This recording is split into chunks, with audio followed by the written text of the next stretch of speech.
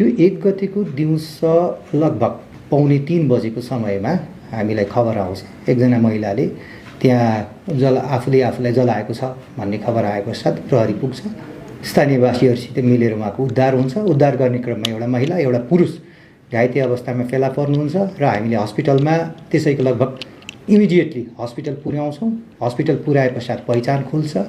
त्यहाँ नितु पौडेल हुनुहुन्छ फिमेल चाहिँ, अनि पुरुष चाहिँ धनबहादुर गिरी, जसलाई बाबुल गिरी पनि भन्दो रहेछन्। होइन, बाबुल गिरी त त्यो दिनमा सँगै ट्रिटमेन्ट भएर गइसके पश्चात हामीले उहाँ दुइटैको जलन थियो।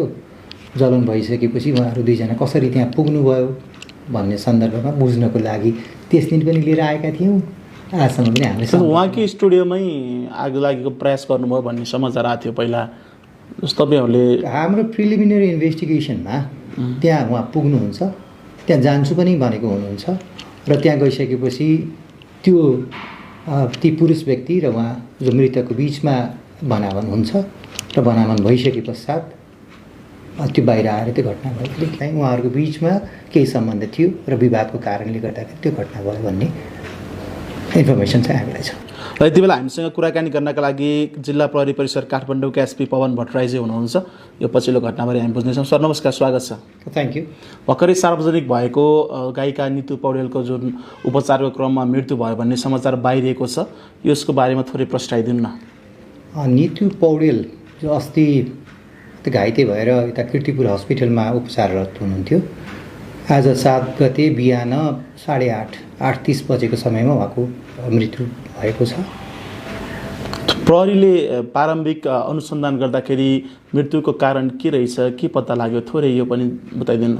अहिलेसम्मको हाम्रो प्रारम्भिक अनुसन्धान अनुसार उहाँको कार्तिकको 1 गते जलेको अवस्थामा प्रहरीले र स्थानीय मानिसहरूले यता अनामनगरको वडा नम्बर 29 अनामनगर नजिकबाट उद्धार गरेर कीर्तिपुर स्थित हस्पिटलमा पठाएको थियो र उहाँको मृत्युको कारण जलनबाट मृत्यु भएको भन्ने प्रारम्भिक अनुसन्धानले देखाउँछ।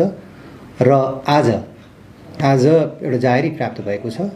निज मृतक नितु पौडेलका परिवारका सदस्यले प्रहरीलाई जाहेरी दरखास्त दिनुभएको छ।